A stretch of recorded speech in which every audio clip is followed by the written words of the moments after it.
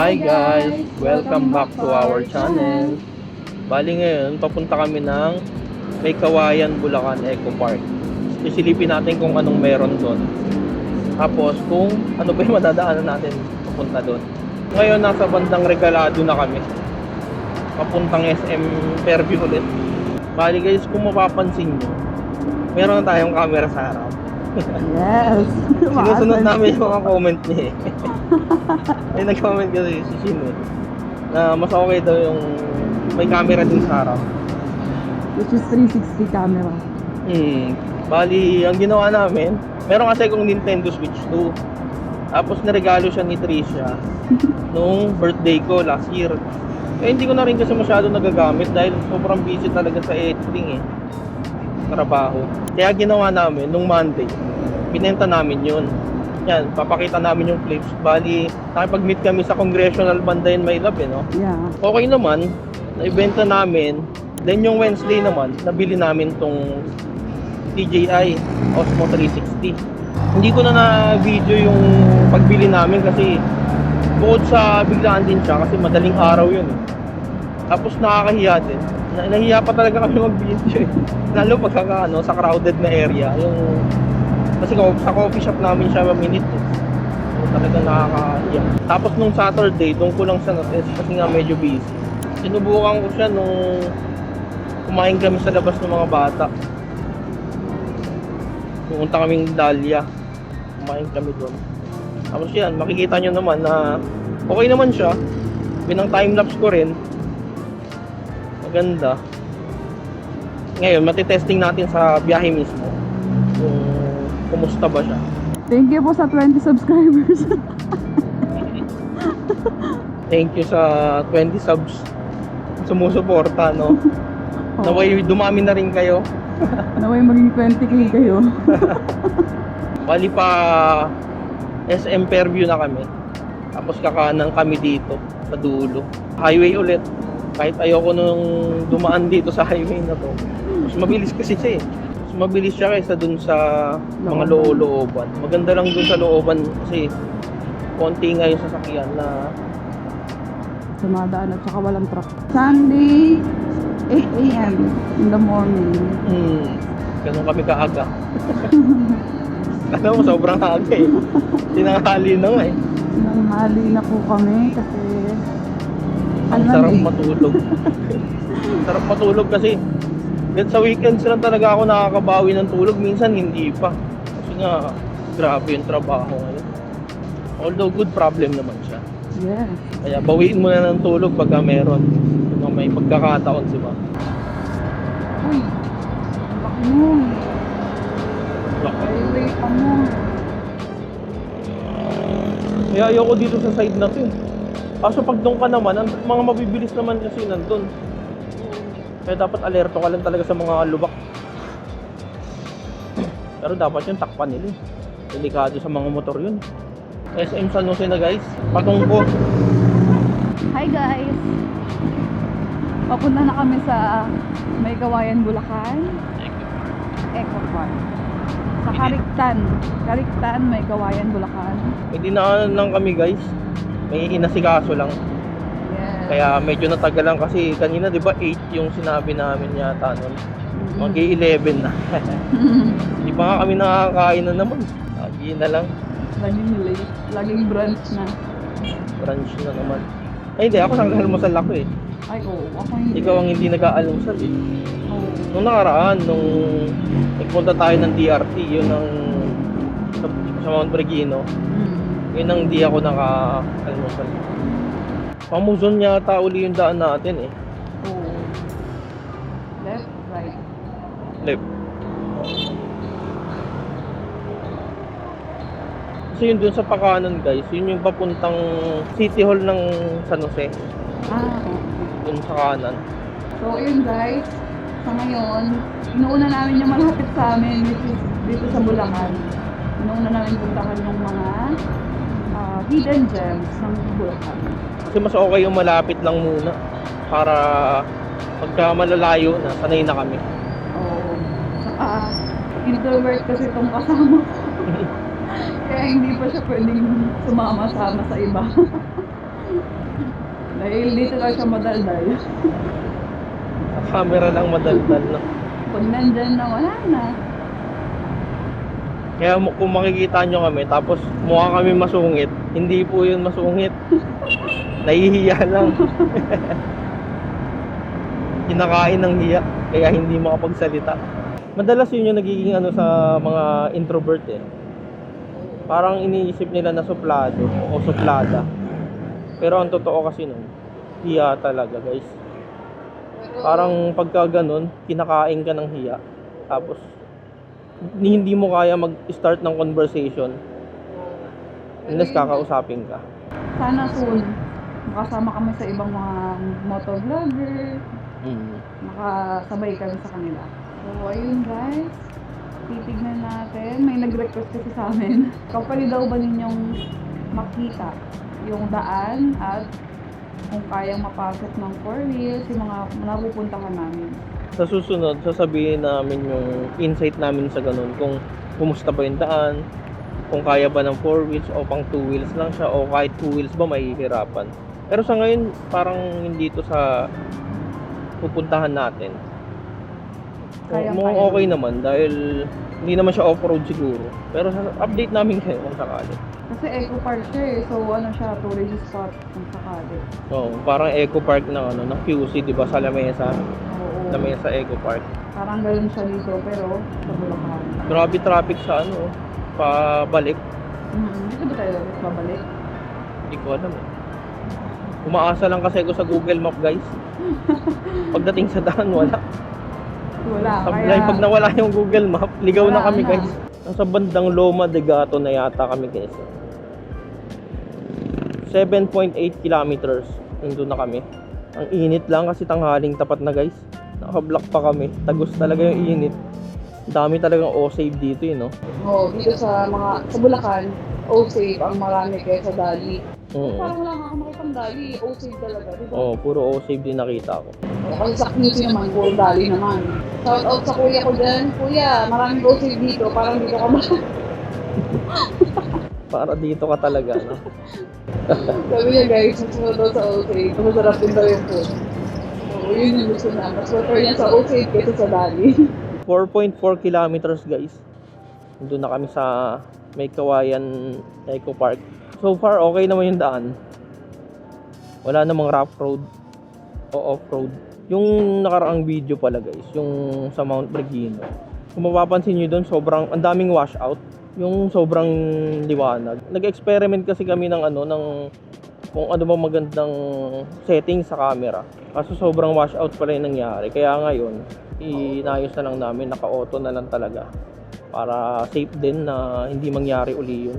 Kapag gusto nilang makita si Father Fidel, ito yung madadaanan nila.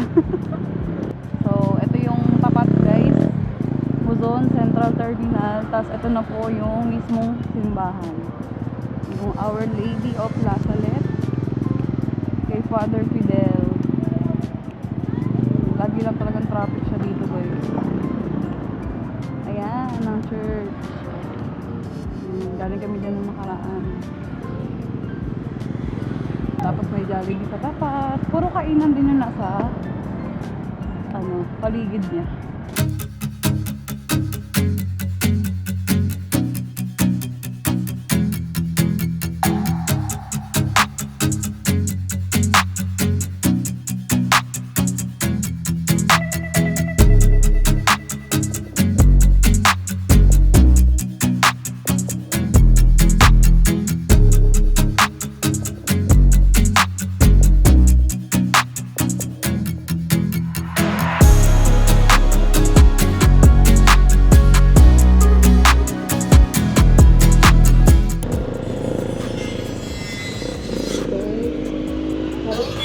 May Kawayan Eco Park. Dito ang way. Malapit-lapit na tayo guys eh. Parang ito na yata yung papasok ng Eco Park nila.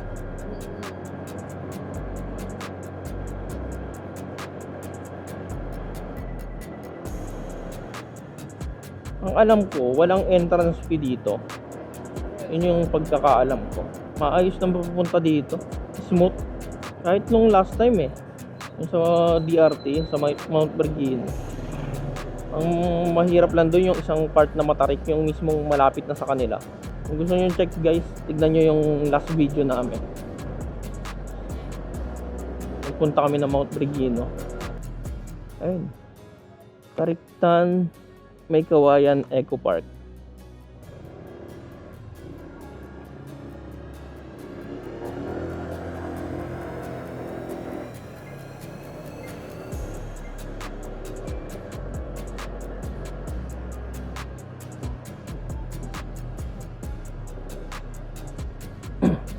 Ito na yung entrada nila. Parang Lamesa Dam din, oh. Lamesa Eco Park. Ganong style din eh, oh. Hinto pa ba tayo dito? Hindi na yata.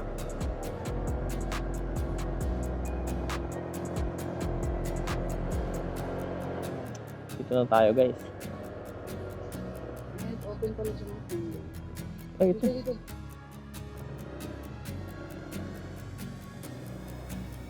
Ito na lang. So, ayan guys. Nandito na tayo sa Kariktan, May Kawayan. Ang kanilang Eco Park. Ito yung entrance. Then, dito yung mga parking. Yan, may mga 4 wheels at saka motor, syempre. Ito ang kanilang entrance.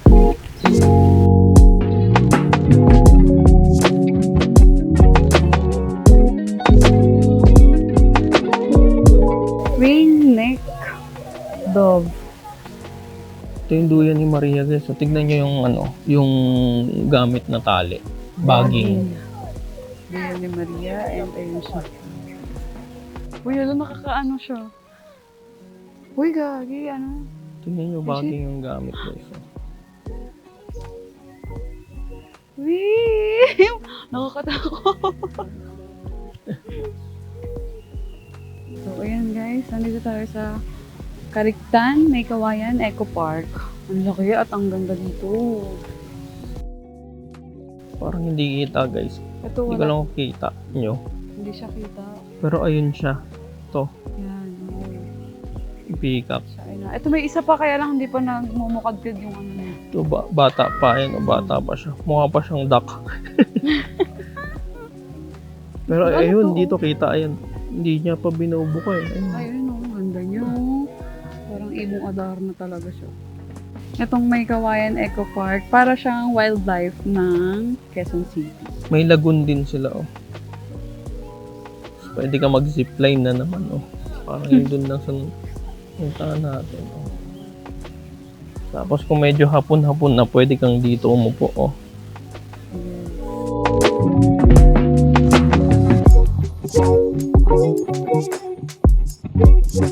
Let's meet your kapatid. Yung favorite ng mga tatay guys oh. Okay, enjoy mga tatay dito guys. Tingnan nyo. Oh, may panabong oh. Mga kapatid na guys.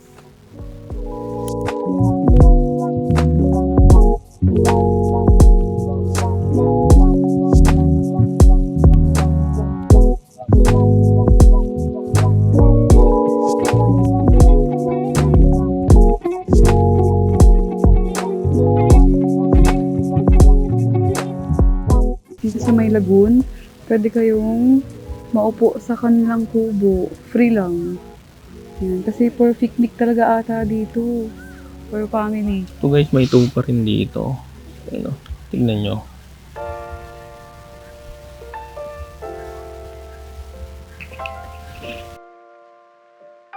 Okay na dito? Ito guys, trabaho nyo pagka masyal kayo. 1, 2. Pa. 1, 2. Ito guys, maganda-ganda rin. Oh. Pangalan niya ano, Tagpuan ni Sintang Mahal. Ang kapalit. Kaya kayo magtatagpuan. Yes. Maraming pupunta siguro dito ng Valentine's. So, yun na may picnic na. For family, okay ito. Oo. Kasi ang lawak din ng pagtatakbuhan ng mga bata. Oo. Tsaka may playground dun sa harap. Oo. Tignan nyo, papakita namin mamaya. Tapos ayan guys. Dito yung may restaurant din. Tapos may tindahan sa loob. Tapos ito yung playground na sinasabi ko guys. Oh. Tignan nyo.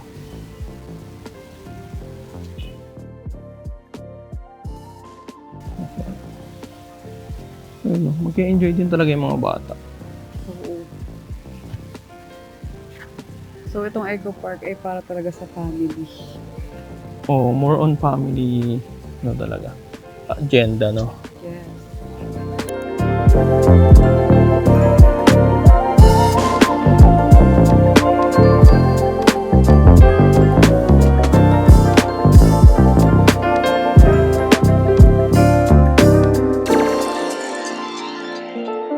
Okay dito guys, kung pupunta kayo tapos kasama nyo pamilya nyo, magpipiknik kayo, yung mga ganun. Maganda yung lugar. Maliwalas. May mga sisilungan naman pagka mainit. Ito nga, tingnan nyo, may mga tent sila. May mga tent sila. Hinihintay natin si Trisha ngayon. Pumili kasi yung pagkain. Ito na yung pinaka-lunch namin. Bali, ang pinabili ko, pastil na may gulaman. Ayun na si Trisha guys, oh. Pwede daw kumain kahit saan, basta Yung Claygo. basura? Claygo, oo. Okay. Wait lang ha. Ayun guys, oh. Pastil with egg. Yung akin, yung with egg.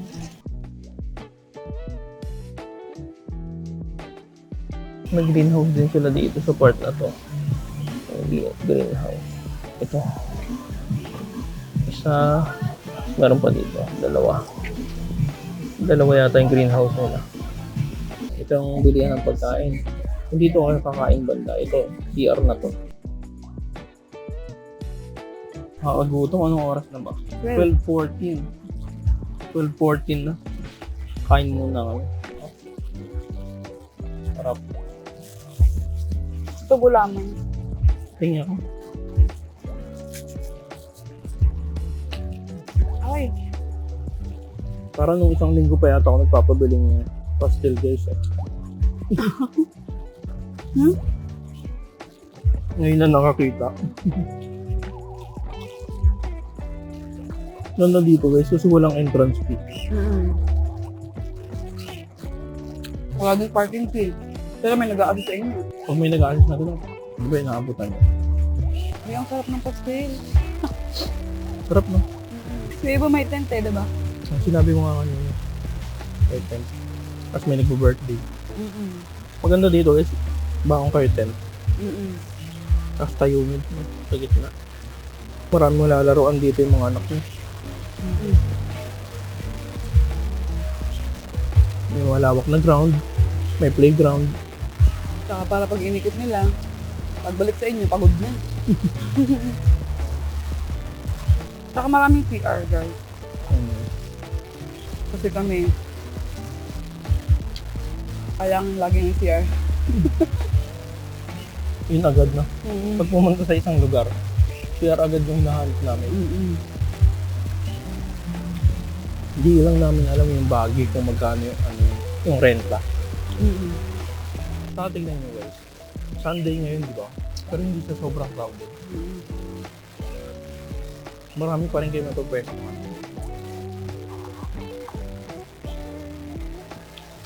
Hindi kagaya ng ibang area. Pag Sunday, sobrang crowded. Parang iisipin mo na agad na pagdating mo pa lang. Educational tong Eco Park nila. Kasi lahat ng puno, may mga pangalan.